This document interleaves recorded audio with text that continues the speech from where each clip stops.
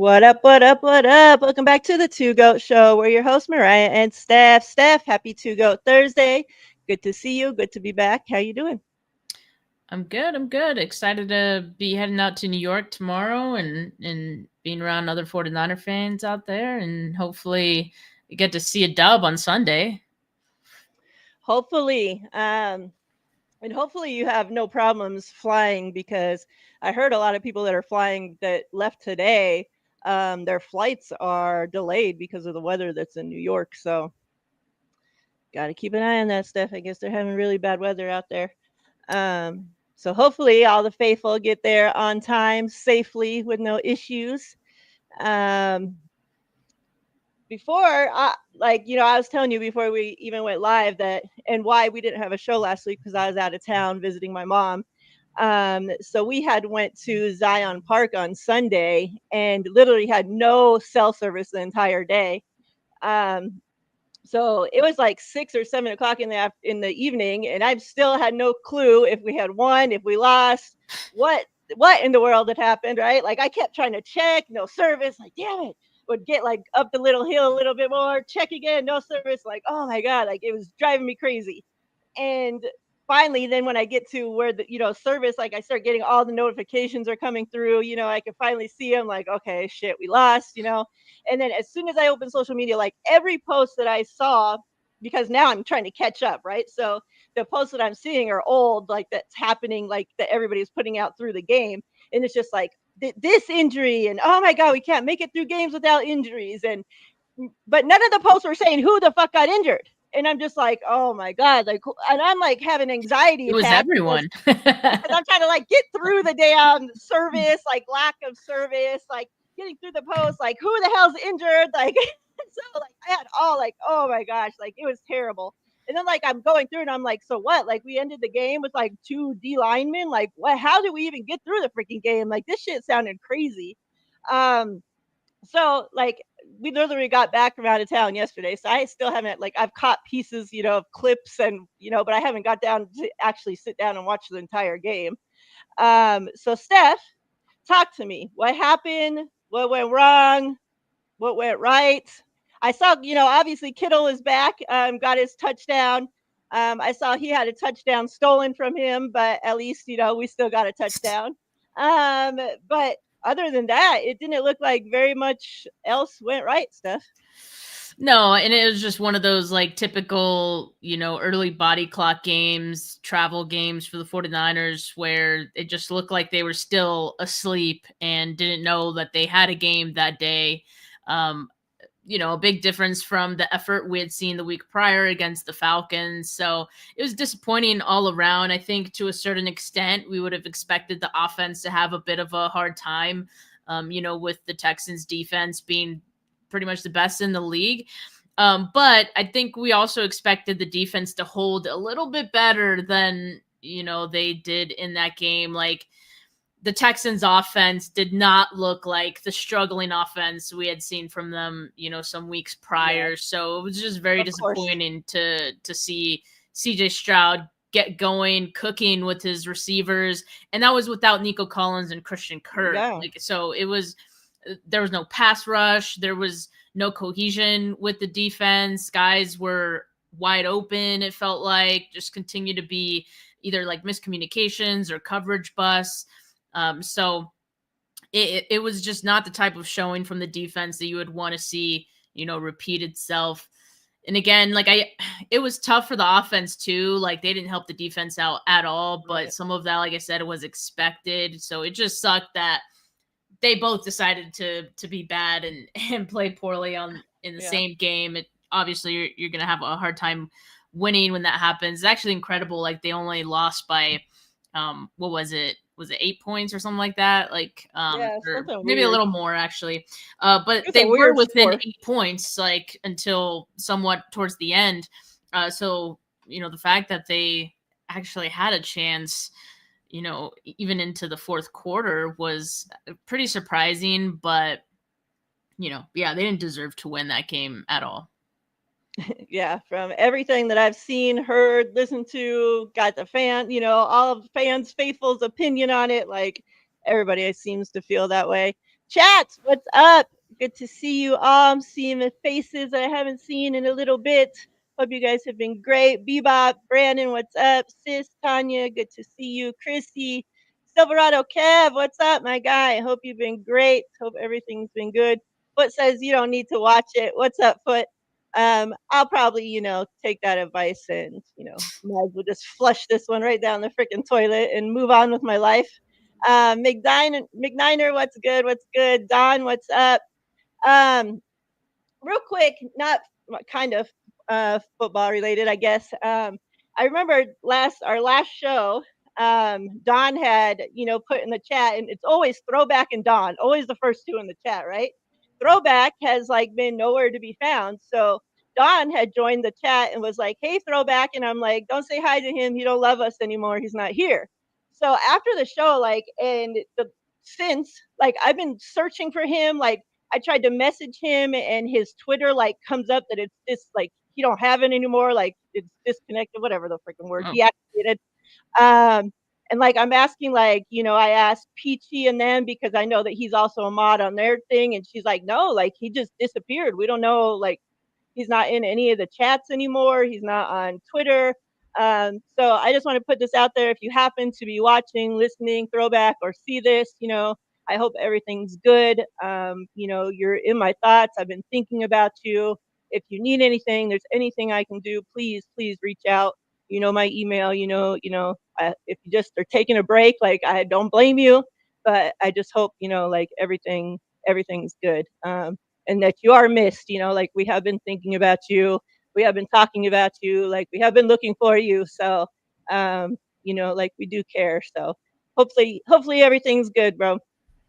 But yeah, and that for everybody. Hope chat. Hope you guys are awesome.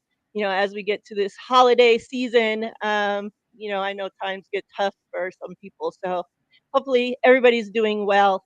Steph, let's talk about some, a couple good things that happened.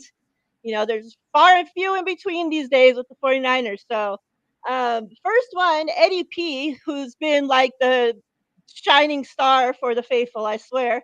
He came to the 49ers and changed our lives. He, of course, who else deserves it other than him?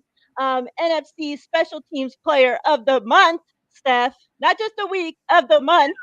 So shout out to Eddie P, the dude, man. To just think, a couple months ago, Steph, we were sitting here talking about going through kicker hell. I know, yes. We wanted to hang ourselves because our kicker was fucking torturing us. He was putting us through a torture chamber every fucking weekend, Steph. Year after year since he got drafted. Yeah. And it didn't look like this season was going to be any different, right? We were like, okay, they're finally having a kicker competition, and it was neck and neck. Well, they cut the other kicker before the competition's even fucking over, it's oh my God, here we go. We're stuck with this shit all season long, right? Even the first couple of games, it's just oh my God, we're going to be losing games all season because this mofo, he hasn't changed. His confidence is still shot. I thought it was going to be doom and gloom from here on out because of this mofo on our team. By the grace of God, Steph. Shanahan did the unthinkable and got rid of his ass. And here comes Eddie P to save the day. Eddie P sitting on his couch watching the 49ers kicker struggles just like us, Steph. And here he is to save the day. I don't know how this guy was even available. Thank God that he was. But this is what people are always talking about when the 49ers, and I was high on them. I wanted them to have draft Moody, not in the third round. But from all accounts, he was the best kicker coming out that year, right? And we needed a kicker. But everybody kept saying, after the 49ers obviously stupidly drafted him in the third round, you don't need to draft kickers that high. You get undrafted guys that have turned franchises around in that position, and they went through all the drafted kickers and drafted kickers that were drafted this high haven't done shit, and all these low bottom guys have done this, and it was just oh my God, we've seen it, every picture, every story, every freaking thing about it. Guess what? Ours was sitting on his couch. We didn't even need to spend a freaking draft, no draft shit on him at all. Like, there he was. Thoughts, Steph, on Eddie P being the stud that he is? I mean, it's just proof, right? That last bit you said is just proof that they should have never given up any draft capital for a kicker. It's just not one of those positions that you should do that for when you have guys who are on their couch and can perform the way that Eddie P has, right? So hope they learn the lesson. And yeah, I mean, he's been great. It's so funny because he got this honor, and last week's game he barely did anything. Like, he only had only one extra point, but the weeks prior he's remained perfect, right, as far as field goals go. So I mean, it's been huge. And if you look at the 49ers, I think it's like EPA stats for special teams, like they're in like the middle tier now. They're in like the top half of the league now. And I think a large part of that has to do with the kicker situation being so much better. Like, it's just started from the bottom, now we here. Man, it's crazy. Like, so we'll never take it for granted again.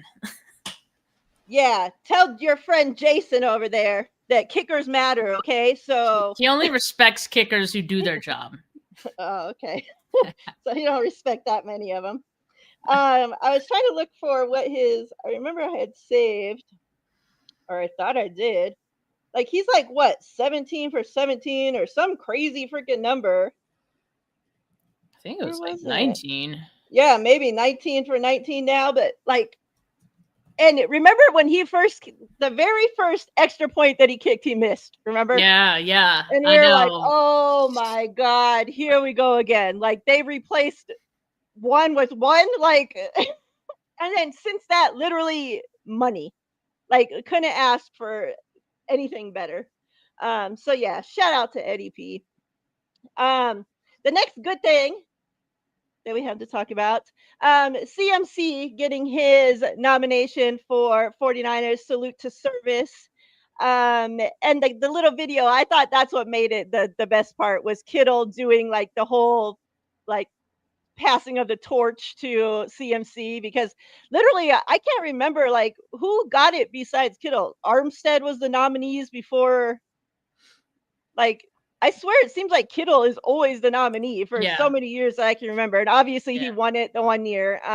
So to finally get somebody else actually nominated, and you could just tell like CMC was so happy, like with not even just the nomination thing. Like, he was more happy with like Kittle doing like the passing of a torch thing, like from his brother, like, I thought that video was very cute. So shout out to them. And obviously the 49ers as a whole always, and the NFL period, always do so much for, the service members, and, deservingly so.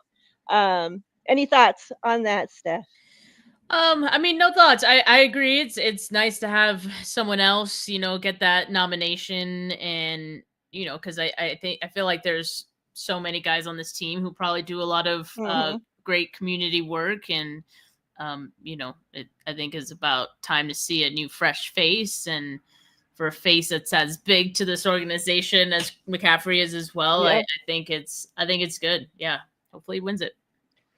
All right, Steph, let's get into some moves. Obviously, trade deadline coming up. We're going to get into, if the 49ers make any moves. If so, who would you like to see them do? But before we do that, the 49ers have made some moves already. So I want to get your thoughts on the couple moves that they made. Obviously, trading for the Pats for D-line Keion White. Is it Keion? Keion, yeah. Keion. Keion White. Like, I was watching some past because everybody was like kept showing his, like, when he was drafted, right? And he's just there like all serious as shit. Like, I guess it was his mom next to him crying. He's just like like not one speck of emotion on his face at all. And everybody's like, oh shit, I hope he's like happier to come to the 49ers than he was to get drafted by the Pats, right? And so I'm like, was he really like, was he mad? Like, so I went back to look at some like, different clips of him. And like, that's just how he is. Like, he's always looking like that. Like, so many different things it said that like he's very quiet. Even Mac Jones was asked about him today and said that he's very quiet. And Mac talked to Keon's college coach when the Pats drafted him. And even his college coach told Mac, like, hey, he's very quiet. So make sure, like, you get the guys to, like, get him to come out of a shell or whatever. So it's like, that's just, I don't think he was not happy to be drafted by the Pats, like, as everybody's making it seem. But I thought that was pretty funny because, like, it literally looks like it was like one of those situations like, oh my God, I got drafted to the last place on the earth that I wanted to go. Like, that's how he looked. But hey, like, we need D-line help so badly, especially after last week, Steph. So getting him at the perfect time. And as Shanahan's been talking about, somebody that can help us this season and next season, because he also is under contract next season, right? So he was, before I get your thoughts, just a couple things that was said and that he said. He was asked today, because it seems like they changed, right? Like the defensive scheme maybe in New England, and he just didn't fit the scheme or what they were doing anymore. Like, from everything I gathered, like, that's what it really seemed like. Because John Lynch said that he reached out to Mike Vrabel after, like, the stuff, was in, set to get the trade, and, like, pretty much, like, question, like, like, is it anything about his character or, like, the person, like, and obviously we traded for him. So I'm guessing Mike Vrabel didn't, like, say, oh, he's a piece of shit and, Yeah. bad character guy. Right. So, but so Keon was asked about it, and asked about, like, was it frustrating not playing this much this year? And, from the inside, and he says, no knock to the guys over there. They had a system and everything like that where I was outside. I could have been better on the outside rushing and just roll with what I could have done better. So it seems like he likes to rush from the inside the best. However, he is, versatile enough to be used both. Saleh was asked, when Saleh was asked about him, he pretty much said, like, he's an athletic freak. So, hey, like, we love those around here. Steph, have you watched tape on White? Your thoughts on him, and yeah, all that good stuff. Yeah, I watched a little bit, and really what I wanted to watch was his 2024 season and just how that season started for him, because that was his best time with the Patriots.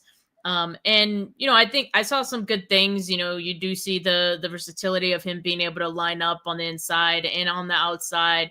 As mentioned, he's more successful rushing from the inside. It just seems to favor his skill set a little bit more. But he could win a variety of different ways.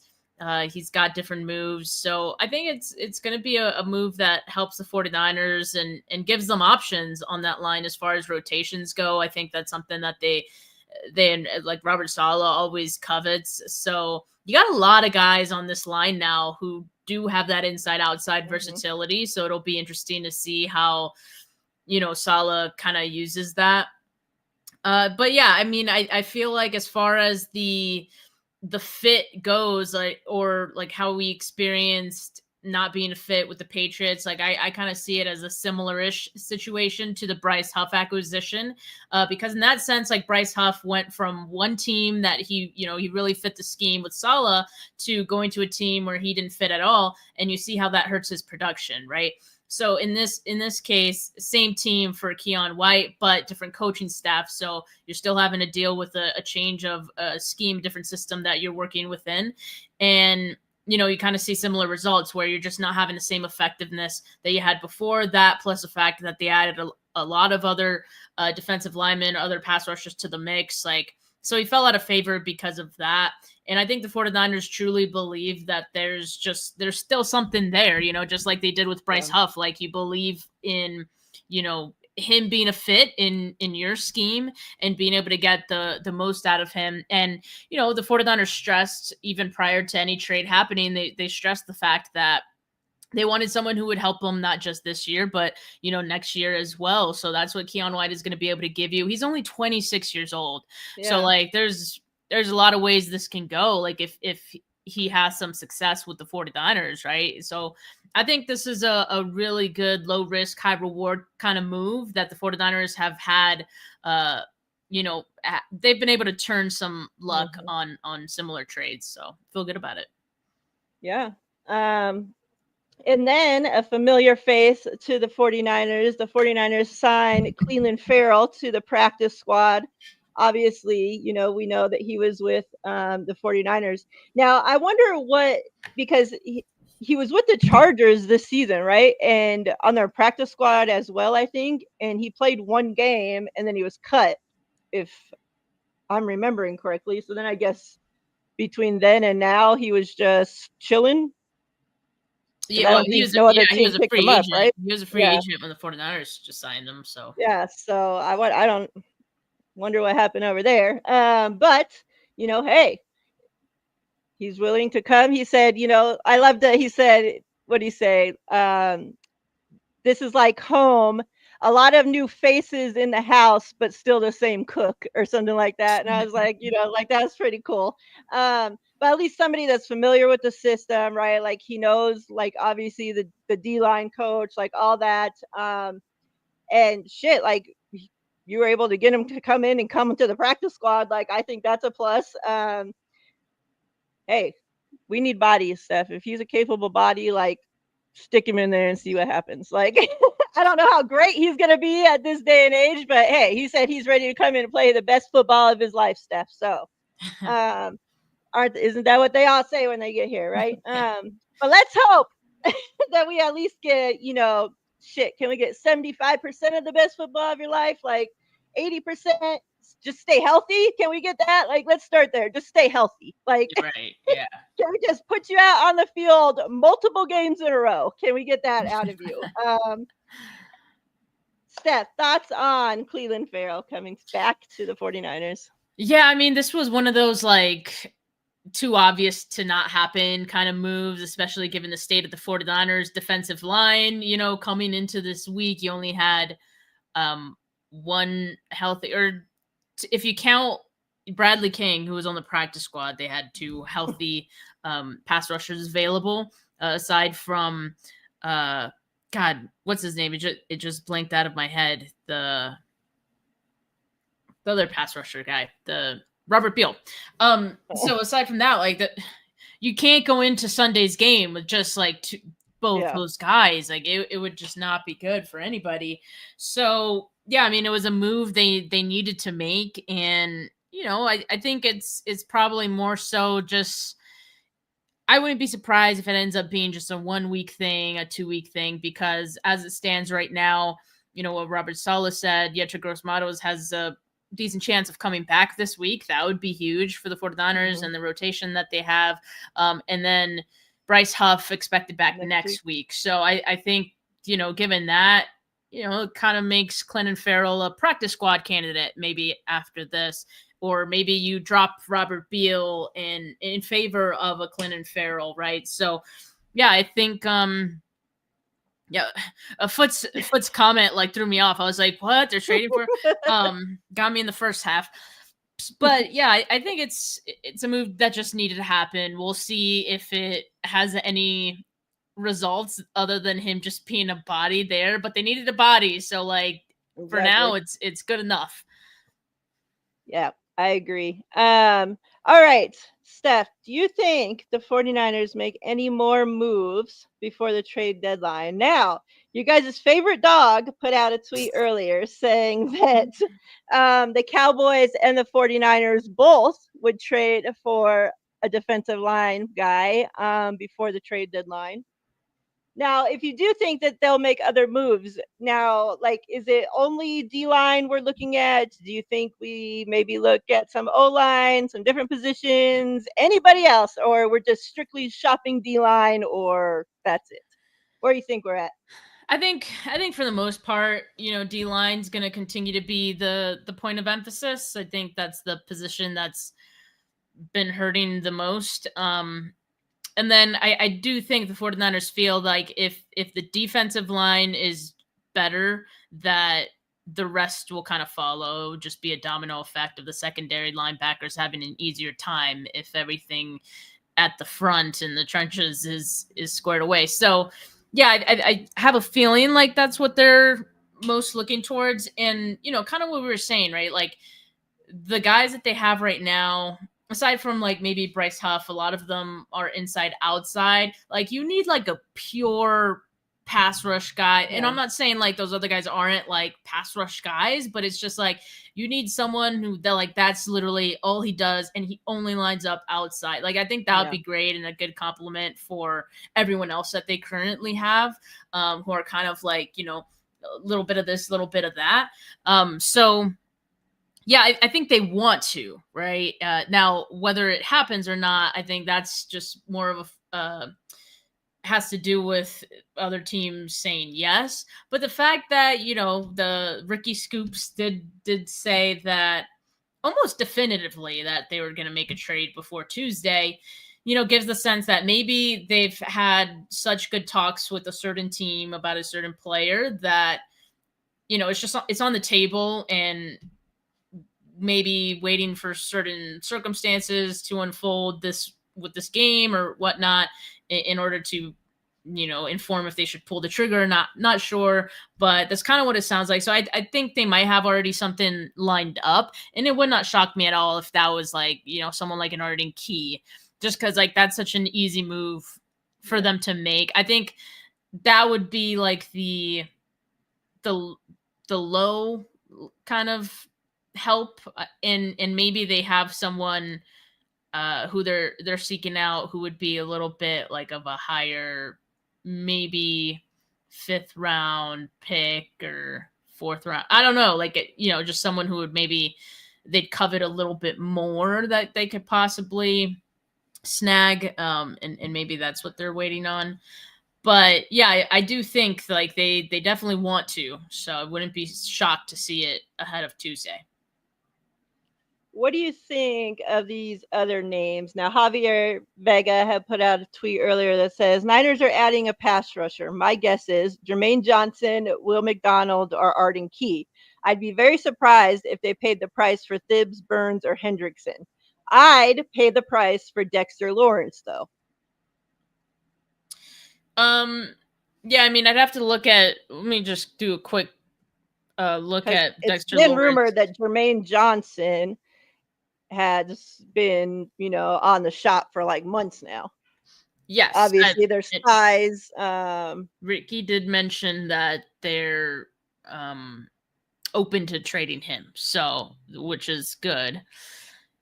If they know that, you know, he's not part of their long-term plans, like it's just a matter of time that they let him go. So you might as well do it when you could get something back for that player. So that feels somewhat imminent. Now, whether it's the 49ers who jump on it, I wouldn't be surprised, right? Like there's the Robert Saleh connection and all that. That would make a lot of sense.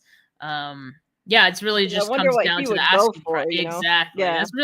That's really all it comes down to. And if that's within what the 49ers would be willing to give up. Because another thing, like John Lynch, when he spoke with the media, with KNBR this morning, said like he kept the door open as far as, you know, another possible trade, but he did also say like, you know, we want to keep our picks too, basically. Mm-hmm. So I think, you know, they just want to be careful as to, you know, not wanting to hurt their draft, you know, next year for whoever. That's why I say there's no way we're getting one of those big name guys like Foot says. There's no way they're willing to trade Burns, nor are we going to pay what Burns is worth.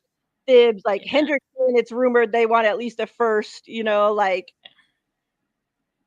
you got to be able to pay that. Plus, are you going to give him a contract? Like, yeah, exactly. I mean, the 49ers are not in a position to, you know, dish out a contract that large. So no, I don't, I'm sure like they looked into it, but I think the asking price would be a little too rich for them. As far as Dexter Lawrence, just looking at his contract situation, I mean, he would make sense. Like his contract ends through the 2027 season, and there's a potential out after the 2026 season, I believe is what it looks like. Or sorry, after the 2025 season. So yeah, it seems like there's some flexibility there if they wanted to go that route. But yeah, we'll see. Like the teams that have these players like have to be willing to give them up as well. Like most teams aren't wanting to part with their pass rusher, and there's about 30 29 other teams that need pass rushers right now. So yeah, like the price on these big name guys, like they're gonna get up there if the teams are willing to let them go. Like, and I can't just see, like, especially Hendrickson, like you're giving up a first plus for a guy that literally could be out the door in you can't by the end of the season. Like, yeah, I mean, whichever team were to give that much would have to sign him to an extension. Yeah, like you have to. Yeah, and with Bosa, like there's no way. So yeah, I was trying to think like about like other positions that we could possibly look for, but I mean, really, like when you look at the 49ers, like, and you see that we only literally before we made those two moves had two healthy players at a position that, like, what? How many did we start the season with on D line? 16 freaking. Some enormous freaking number. Like, it was always lot. Like, they did more than they usually do. I want to say, but and like we're not even halfway. Like, are we halfway through the season and we have two healthy D line on the like literally, like that has to have all your attention. Of course, now if you see, that there's a great player that's, you're hearing rumors that a team's getting rid of or trying to get rid of, like obviously you're calling, right? But man, like D line, we really need some help. And of course, these two moves, like they're gonna help, but like let's not act like they're needle movers either. Like, yeah, I don't think Clelin Ferrell coming in to save the day anytime soon. Look at Foot said, how much do you think it's going to cost the Niners when they trade for Burrow in 2027? Man, Foot hates Purdy though. I mean, if Burrow doesn't have another healthy season between now and then, it might be kind of cheap. It might be on the cheap end. But I feel like he gets hurt a lot too. So he does, exactly. What are we doing? Every freaking season he's been hurt. All right. Speaking of injuries, let's talk about some. Nick Wagner tweeted out earlier, so 49ers with injuries who did not practice Wednesday but were in uniform and participating early Thursday session. Linebacker D. Winters, D-line Yetur Gross-Matos, D-end Sam O, defensive tackle Alfred Collins. Only liners I did not see participating: Ricky Pearsall, Bryce Huff, and Jake Brendel.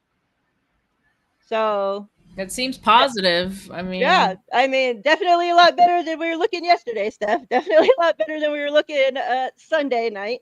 So I'll take it. And then, as you said earlier, what's his name? Oh, yeah, it was said that Yetur Gross-Matos should be back for Sunday's game. So, I mean, he was playing great before he got hurt. So as long as we can get him back, continue that, we're a little better step. And then obviously D. Winters, not having him out there is going to be would be terrible. So yeah, hopefully he's, well enough to play this week as well. But yeah, I mean, and then when it comes to the quarterback stuff, it's still it seems like no Purdy this week again. It hasn't been said yet. He is practicing some, but I mean, every time that Kyle talks about it, just makes it seem like, now we know Kyle, he doesn't always know too much about injuries, nor does he want to give us too much about injuries, right? But when he talks about Purdy, he genuinely seems like as up in the air and as everybody else, he's just I don't know what to tell you guys. I don't know. It's just literally when they say day to day, literally day to day, when he gets off the field, we got to see how he's feeling. When he wakes up in the morning, we got to see how he's feeling. When he goes to practice, we got to see and it's just and I know they're joking oh, so what? Purdy's basically going to tell you when he's ready to play, and it's just like, yeah, like, isn't that how this like pain thing works? Like, you know, like if he's going to make himself worse, or he's going to be playing through too much pain that he can't throw or can't, like, why would we want him out there? Right. But then at the same time, it's like, is Mac Jones like we can't have him out there on one toe and one leg and one arm, like the guy's like been through so much too, you know? This is true, but Mac didn't have like a limited, like he had no limitations at all in practice yesterday or today. So I feel like, yes, you got to continue to be cautious with Mac, and you know, you do wonder at a certain point how many hits like he's gonna take, but at least for this week, it seems like he's okay, or as okay as he could be. Yeah. So yeah, I mean, if the 49ers could afford to play Mac another week just so they can make sure Brock Purdy's a little bit closer than 100%, then, you know, you do that and you roll out Brock Purdy, a healthier Brock Purdy in week 10 against the Rams, with hopefully some other reinforcements to the team as well. We'll see. I guess also, like, you have that concern of this MetLife turf and how that could potentially impact, you know, the toe. And just hearing what, you know, Kyle Shanahan had to say about the injury, right? I think it just shows the unpredictable nature of how this injury is kind of felt for Purdy. Like, kind of what you were saying, like, it's every day you kind of got to check in and see if it's not worse than the day before. And, or, you know, it just doesn't seem like the progression on this is necessarily linear. So it's been tricky to try to figure out, but that, I think that's why it makes it all the more important that, you know, you don't rush him back. We saw how, you know, in that Jags game that didn't seem to help the situation. Like, exactly. I don't know if they necessarily have called it a reactivation or they use that term, but like it kind of seemed like it did, right? Yeah. So yeah, I just exercise caution as much as possible. Yeah, and then like Kyle saying, you know, like one hit and he gets pretty much set back to, you know, like could be set back to the beginning, you know, and it's that's just like scary.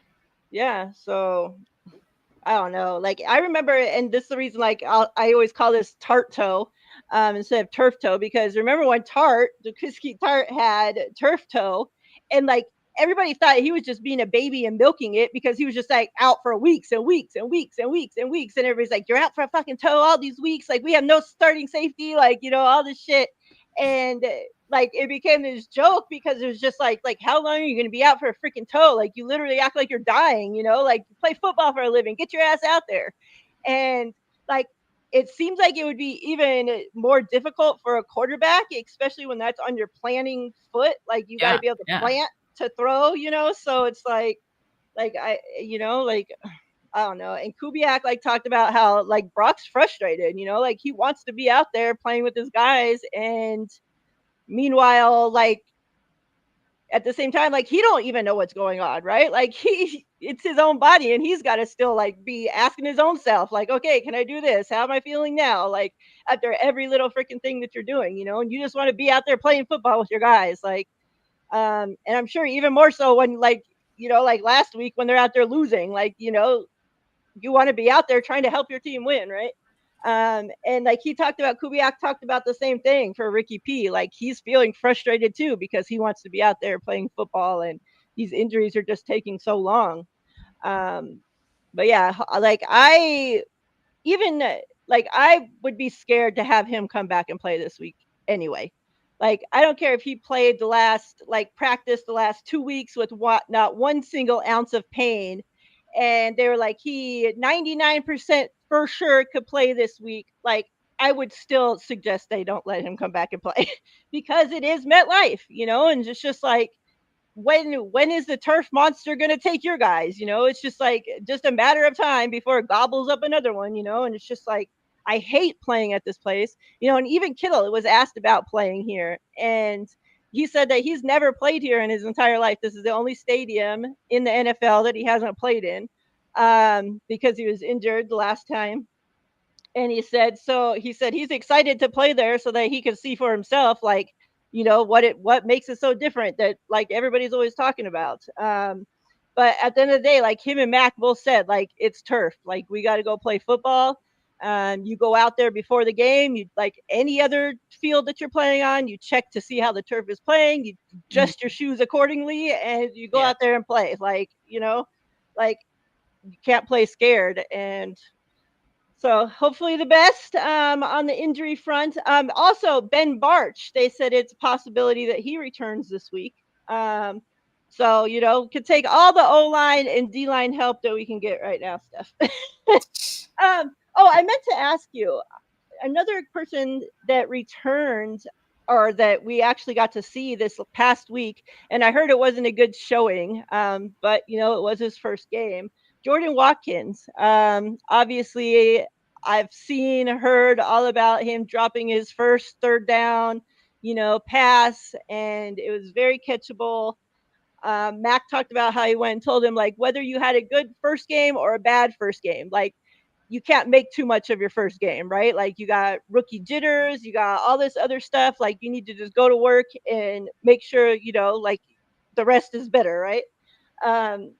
So did he play a lot, Steph? What do you think? Like, did he look like shit, or, like, do you think it was just jitters? What do we see from that young man? He didn't play a whole lot. He only had, I think, 2 targets. And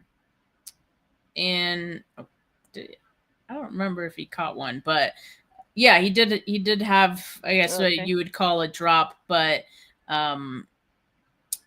yeah, I mean, he probably should have had it, should have come down with it. It was just, I want to say it was slightly high, but yeah, it was through his hands, so he should have had it anyway. Okay. But yeah, I mean, I'm not too worried about it. I mean, he's a rookie. I don't know if it was jitters or just rust, because, like, he missed so much time, right? But I'm not worried about him at all. I think, he's probably going to get some similar time going forward as far as his involvement. I can't see him, becoming featured necessarily in the offense right now. So, I think they'll try to continue to give him some looks and give him some targets just to see, how he does and help him get comfortable, get in some groove, because, like I said, he's missed some time and he's just getting it. Yeah. Okay. Yeah. It was two targets. I thought I remembered that. It was funny because I was talking to Rob and Jay in a group chat, and, like, they were all excited, or Rob was excited that Jordan Watkins was going to play. And I was like, get ready for, like, this stat line. And I literally predicted it almost exactly. It was like 6 snaps, 1 target, 0 receptions. So yeah, that's what I expected, and so I'm not surprised you're, like, disappointed by the performance. I think it just kind of, he's a rookie wide receiver in this offense. He's not going to be, a focal point. Yeah. But I'm excited, for at least to let him get his shoes wet, let him get out there, get some run. So look to see what he can do this week. But yeah, going into this game, Steph, obviously the new kid on the block, Jackson Dart, they're without their running back. Obviously they lost him due to injury, unfortunately, because that injury looked disgusting. But, like, New York ain't looking like the same old shitty New York that they've been looking like the last few years, Steph. They got a little spark going on up there. How you feeling about this game, Steph? Talk to me. What do we got to do to win this game? Because I'm not trying to drop another game. If we drop another game, like, our record, like Max said it perfectly, like, you win this week, your record's looking great. You lose this week, your record's looking pretty shitty. Like, you're at that spot right now. Yeah. Yeah, I mean, the one thing they can't do is go into this game with the same lack of energy that they had last week. And, before the season started, when I was looking at this entire, schedule, I kind of looked at this week 9 game as a potential like trap game for the 49ers. No. And the reason why was because it's the second road game of a back-to-back road game weeks, and then another early body clock game. I did predict they'd win the game against the Texans, but potentially lose this one. But now it could be the opposite, right? And you hope that last week was sort of a wake-up call and they kind of just snap back into focus. I am still worried about, the fact that it's a early body clock game, but the fact that they did it last week, maybe it feels a little more familiar and, you're not as low energy. But, I mean, the defense has to look better. I mean, it has to. And, I mean, you have a challenge, coming forward with Jackson Dart. He's playing some good football right now. He doesn't seem to get rattled. He has a lot of like, swagger to his game, confidence. And so you're not really going to knock him off his game necessarily, but you have to be able to limit him. And the fact that Cam Skattebo is not going to be playing is, I mean, obviously a huge advantage to the 49ers, but you can't necessarily just think this is going to be easy because of that. Like you can't overlook Tyrone Tracy, like, exactly, and let him have a game like Woody Marks did last week. Like you still got to stick to the fundamentals, wrapping, tackling, stopping the run. That's where it starts first and foremost. And then you can try to suffocate or limit Jackson Dart as much as possible. But the fact that this game, like this offense essentially falls all on Jackson Dart, going forward without Cam Skattebo. And so you're curious now, like, to see what that's going to look like. Is he going to enter a somewhat more frantic mode because he doesn't have Cam Skattebo is this awesome complementary piece to that offense? Or does he take his game to the next level? You just don't know. But the 49ers have to do whatever they can, I think, to limit his impact. And, that involves, stopping Theo Johnson, who's like a safety blanket for him as far as, his involvement in the pass game.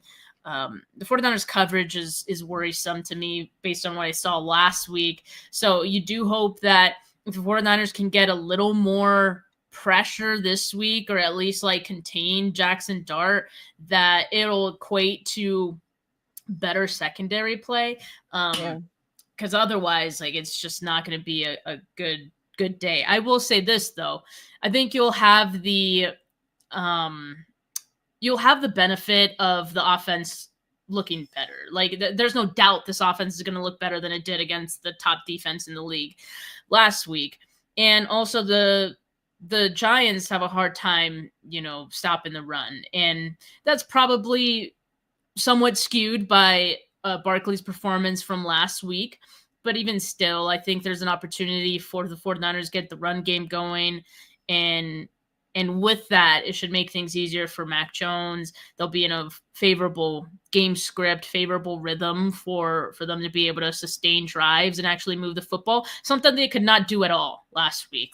I lost track of how many 3-and-outs the 49ers had last week. And with your defense already struggling, you just can't afford to put them out there over and over again and expect that you're going to be able to win a football game. So I think you'll have closer to complementary football this week, I think. Yeah, it would be nice to see the run game get going. And, that's surprising because with George Kittle back, you would think the run game wouldn't have such a freaking difficulty like you're saying they did against the Texans. But yeah, hopefully, we can get something going. It would be nice to see CMC, have a game like Barkley did. Show them you ain't washed yet, boy. Come on, you can do more than just catch the football.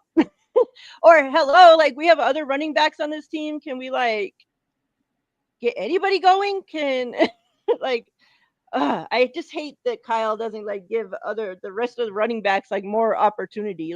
Don't just give them 4 touches and expect, oh well, they didn't do anything with that. So they're running backs. It's a position that the more you touch the ball, the more you get in a rhythm. Not just, oh, we're gonna give you the ball one play in between CMCs every 20 touches. And if you don't do nothing with that, well, then CMC is going to have 40 touches before you get the ball again. Like, can we get the other running backs going? Like, I swear we traded for a running back. Like, hello, is he here? So yeah, it'd be nice to get the running game going. And obviously, yeah, like, talking about it, like we've talked about it for years. And really, it just ain't the 49ers. Like, like I feel like we obviously just think it's 49ers because that's the team that we all watch the most. But Yeah. I mean, league wide, most teams have a hard time stopping a running quarterback. Like, that's why it's so coveted to get a dual threat quarterback, because it's so hard to stop them. Like, but yeah, like, especially like without our top guys, like without Fred Warner, without a Nick Bosa, like stopping a running quarterback is just like we need these guys to step up. And yeah, Steph, like we have for so many years, we've had a defense that the offense could be asked because we knew the defense would keep saving us and win games for us. Like, for once, offense, like, hello, you have Kyle Shanahan leading the charge. For once, can you guys carry the load? And, like, you got a young defense. Like, sometimes you need to step up, score some fucking points. Like, get in the red zone and put points on the board. Like, as much as we love ADP, like, can we stop relying on him so much and actually score some touchdowns? Like, that might help. And yeah, like, Foot said it the best. Like, Jackson Dart has that dumb confidence. Like, and that's what you want to see. Like, you want to see that from your rookie quarterback. Like, New York fans, like, they got to be loving this, from the shit that they've gone through, and especially starting the season with Russell Wilson and just like shit after shit after shit after shit. And finally, you got this quarterback in there that's like, he ain't scared of the New York lights. Like, he's like, turn on those lights. Like, I'm going to shine even brighter, and just running with it. Right. Like, one of like the rookies that they're just so confident because they don't know any better. Right. It's just like, so, like, I love that. Just don't be doing it against us. Right. So like, continue after next week and you can continue looking like a stud. But yeah, like, they've looked good. Hopefully, our defense comes ready to play. I'm more worried about that matchup, like our defense against their O, than vice versa. Like, I think our offense, as long as like they can pull their heads out of the ass, are able to do something against their defense. Like, I'm not scared of New York's defense as much as I'm scared of their offense. But hey, like, we need all three phases to actually show up and play a complete football game. That'd be nice. Steph, chat, prediction time. What you got? What you got? What you got? Okay, so looking at, actually, I'm not even going to share this information with you, Mariah, because it's going to help you come up with a better prediction, and I'm not doing that. Okay, my prediction is 26-22 Niners. What was it? 26-22. All right.